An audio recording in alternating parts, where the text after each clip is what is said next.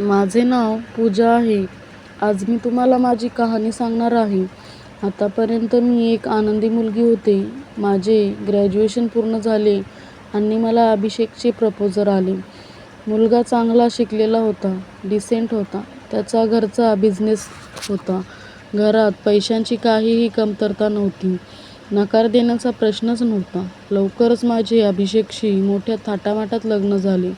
लग्न छान मोठ्या घरात झाल्यामुळे मी आणि माझे आईबाबा फार खुश होतो. मी स्वतःला खूप भाग्यवान समजत होते. लग्न होऊन मी सासरी आले. अभिषेक त्याच्या सावत्र आईसोबत राहत होता. थोड्या महिन्यापासून त्याच्या सावत्र लहान बहिणीचे तिच्या सासरी पटत नसल्यामुळे ती देखील माहेरी येऊन राहिली होती. आज माझ्या लग्नाची पहिली रात्र होती. मी आमच्या रूममध्ये जाणार इतक्यात सासूने आणि माझ्या नंदेने मला त्यांच्या रूममध्ये बोलावले. त्यांच्या रूममध्ये जाताच मला जाणवले की दोघींचे चेहरे उदास आणि घाबरलेले होते. जणू काही त्या दोघींना मला काहीतरी सांगायचे होते. मी त्यांना विचारले, "काय झाले? तुम्ही दोघी इतक्या घाबरलेल्या का दिसतात?" त्यावर माझी सासू म्हणाली, "बेटा, आम्हाला तुला काहीतरी सांगायचे आहे गं, पण तुला हे सगळे मोठ्या हिमतीने ऐकावे लागेल. आता आम्ही तुला जे काही सांगणार आहे ती गोष्ट फक्त आपल्या तिघांमध्येच ठेव. घर आता नातेवाईकांनी भरलेले आहे. इथे बातमी पसरायला जास्त वेळ लागत नाही आणि ही गोष्ट सगळ्यांना समजली तर आमच्या घरची इज्जत जाईल. आता तू या घराची सून आहेस आणि तुला या घराचा मान राखायचा आहे." सावत्र असले तरी अभिषेकची मला खूप काळजी वाटते. सासूबाईंचे बोलणे ऐकून मी खरे तर थोडी घाबरले. मी त्यांना म्हणाले, "आई, काय प्रकरण आहे ते तुम्हीच सांगा." सासू म्हणाल्या, "मुली, माझा मुलगा हा पुरुष नाहीये." हे ऐकून मला धक्काच बसला.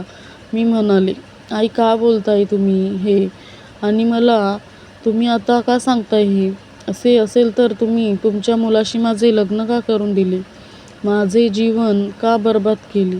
यावर माझी सासू म्हणाली, "बेटा, मला माहीत आहे तू असा विचार करत असशील की हे सगळे माहीत असूनही आम्ही तुझे जीवन का बरबाद केले. तुला लग्नाच्या या बेडीत कशाला अडकवले?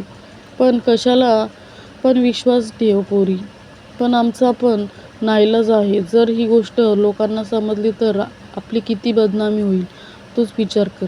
म्हणून इच्छा असूनही ही गोष्ट आम्हाला तुला लग्नाआधी सांगता आली नाही. मला माफ कर." हे सारे ऐकून मी सुन्न झाले. असे वाटले की माझ्या कानात कोणीतरी शिशाचा रस ओतले आहे. सासूबाई पुढे बोलू लागल्या, "माझा मुलगा अनेकदा रात्री बाथरूममध्येच राहतो. मला माहीत नाही की तो तिथे काय करतो. पण जेव्हा जेव्हा आम्ही त्याला विचारतो तेव्हा तो म्हणतो की त्याचे पोट खराब आहे. पण तो खोटं बोलतो." माझी नणद पुढे म्हणाली, "वहिनी, तू दादासोबत थोडा वेळ घालव आणि मग त्याच्याशी मनमोकळेपणाने या विषयावर बोल. काही करता आले तर आपण सगळे नक्कीच करू. तू काही एकटी नाहीयेस. आम्ही दोघीही तुझ्या सोबत आहोत." लग्नाच्या अगदी पहिल्याच रात्री माझ्या पतीबद्दलच्या या गोष्टी ऐकल्यानंतर मला काय करावे ते समजत नव्हते. आता मला माझ्या खोलीत जायची देखील भीती वाटत होती. सासूबाईंनी दिलेला दूध घेऊन मी चुपचाप माझ्या खोलीत आले आणि बेडवर येऊन बसले. विचार करत असतानाच माझा नवरा अभिषेक खोलीत आला. खोलीचा दरवाजा बंद केला. मी त्याला दूध दिले. त्याने दूध पिऊन माझ्याशी बोलायला सुरुवात केली. अशीच जेमतेम 5 मिनिटे गेली आणि अभिषेकने त्याचे पोट बिघडल्याचे मला सांगितले आणि काही सेकंदातच तो उठून बाथरूममध्ये गेला. अगदी माझ्या सासूने सांगितल्याप्रमाणेच. जवळपास तासाभराने अभिषेक बाथरूममधून बाहेर आला. विचार करत करत मी बेडवर पडले. मला आता त्याच्याशी बोलावंसं वाटत नव्हतं. तोही शांतपणे त्याच्या बेडच्या बाजूला जाऊन झोपला. माझी फसवणूक झाल्याचे मला रात्रभर वाटत होते. रात्रभर मला झोप आली नाही. सकाळी लवकर उठून मी बाथरूममध्ये गेले. बाथरूममध्ये जाताच मी हादरले. बाथरूममध्ये एक नवीन नाईन्टी आणि मेकअपचं सामान होते. मला समजले नाही की माझ्या नवऱ्याला या सगळ्याचा काय उपयोग. अरे देवा, अशा व्यक्तीशी माझे लग्न का झाले? सकाळी माझ्या सासूचे आणि नंदेने मला विचारले की रात्री काय झाले. मी सासूला म्हणाले, आई अगदी तुम्ही मला जे सांगितलं होतं तसेच झाले. आणि मी रडू लागले.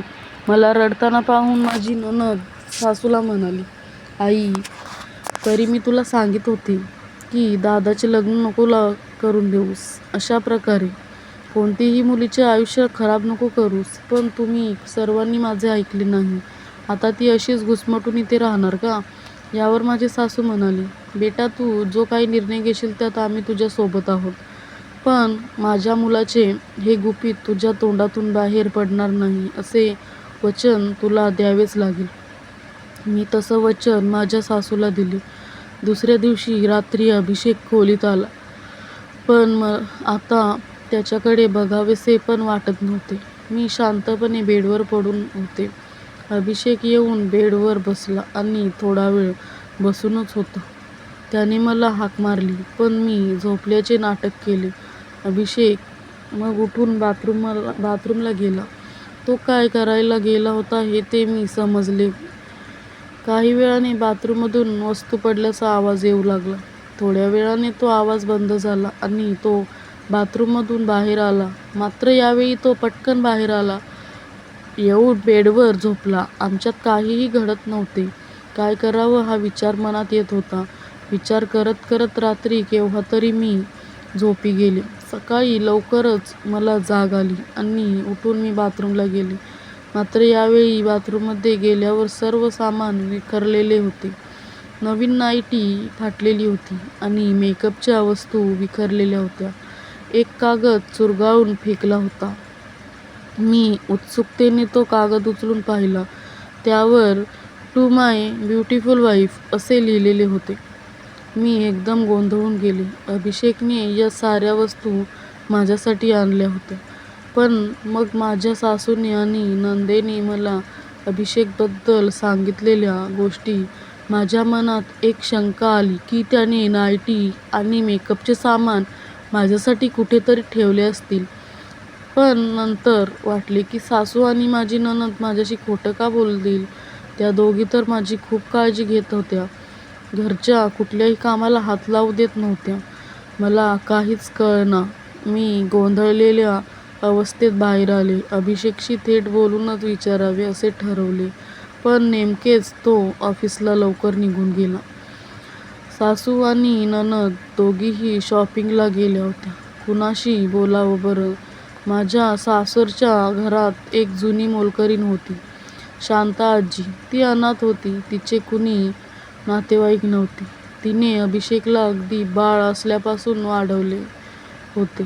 तळहाताच्या फोडाप्रमाणे जपले होते त्याला. आता वयोमानाने तिच्याकडून काम होत नव्हते. पण अभिषेकने तिला तिच्या गावी परत न पाठवता तो तिला सांभाळत होता. मी तिच्याशी बोलायचे ठरवले. मी तिच्या खोलीत गेले. ती देवपूजा करत होती. मी तिला विचारले, शांताजी, अभिषेक स्वभावाने कसा आहे ग? ती म्हणाली, खूप सरळ आहे ग तो. त्याला सगळेच चांगले वाटतात. पण तुझ्या सासूपासून आणि नंदेपासून तू सावध राहा बरं का. शांताजीच्या अशा सरळ सरळ बोलण्याने मी हडबडूनच गेले. असे का बोलता आहेत तुम्ही आजी? मी गोंधळून विचारले. शांताजी म्हणाली, अगं, तुझी सासू आणि नणद या दोघीही फार लालची आहेत. अभिषेकच्या प्रॉपर्टीवर दोघींचाही डोळा आहे. तुझ्याशी लग्न व्हावे असे या दोघींच्याही मनात नव्हते. अभिषेकने तिच्या भावाच्या मुलीशी लग्न करावे अशी तुझ्या सासूची फार इच्छा होती. पण ती मुलगी अजिबात चांगली मुलगी नाहीये. म्हणून अभिषेकने तिच्याशी लग्न करायला सरळ सरळ नकार दिला. ह्याचा राग मनात ठेवलाय तिने. तुझी नणद देखील तिच्या सासरच्या लोकांशी भांडून इथं येऊन राहिली आहे. घरी परत जायचे नाव घेत नाही. तुला काही त्या दोघी या घरात सुखाने संसार करू देणार नाही. तू अभिषेकला सोडून या घरातून दूर जावे यासाठी त्या दोघीही प्रयत्न करत असतील. तू सावध राहा. आता मला या दोघींचा डाव लक्षात आला. मी उठून सासूच्या खोलीत गेले. त्या दोघी अद्याप शॉपिंगवरून परत आल्या नव्हत्या, पण सासूच्या बेड शेजारीच्या साईड टेबलवर मला जुलाबाची बाटली दिसली आणि झालेला सगळा प्रकार माझ्या लक्षात आला.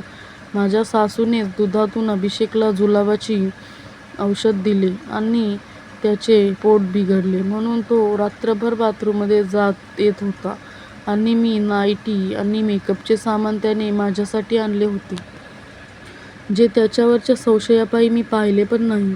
बिचारा अभिषेक, त्याची काय चूक नाही. आता बस झालं. माझ्या ह्या भोळ्या नवऱ्याला मी त्या दोघींच्या षड्यंत्राला बळी पडू देणार नाही.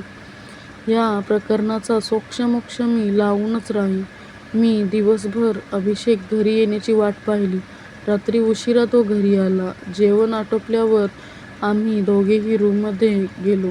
2 दिवस मी बिचाऱ्याशी नीट बोललेही नव्हते. त्याचा चेहरा उदास होता, पण आज पहिल्यांदाच मी त्याच्याशी बोलणार होतो. तो येताच मी म्हणाले, अभि, मला तुझ्याशी बोलायचे आहे. तो जरा घाबरला. काय झाले पूजा? तुला या घरात काही त्रास होतोय का? नाही रे, तसं नाही, मी म्हणाले. आणि मग झाला सगळा प्रकार मी अभिषेकला एका दमात सांगून टाकला. अभिषेक अवाक होऊन माझ्याकडे बघतच राहिला.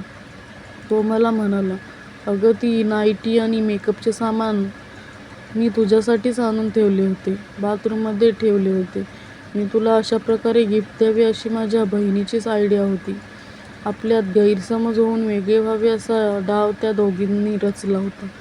आयडिया आईला आणि माझ्या छोट्या बहिणीला माझ्याबद्दल फारशी माया कधीच नव्हती, पण त्या दोघी माझा संसार उद्ध्वस्त करण्यासाठी ह्या थराला जातील याची मला कल्पना नव्हती.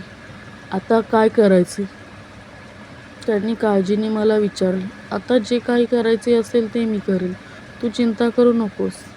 यस, छोट्या मालकीणबाई, अभिषेक खुशीत येत म्हणाला आणि त्याने मला त्याच्या बाहुपाशात खेचून घेतले. आणि त्या रात्री खऱ्या अर्थाने आमची मधुचंद्राची पहिली रात्र साजरी झाली. दुसऱ्या दिवशी मी सकाळी किचनमध्ये काम करता करता खुशीत गाणे गुणगुणत होते. मला खुश बघून माझी सासू आणि नणद थोड्या गडबडल्याच, पण तसे न दाखवता माझी सासू म्हणाली, काय झाले पूजा, आज खुश दिसतेस? काय निर्णय घेतलास मग तू?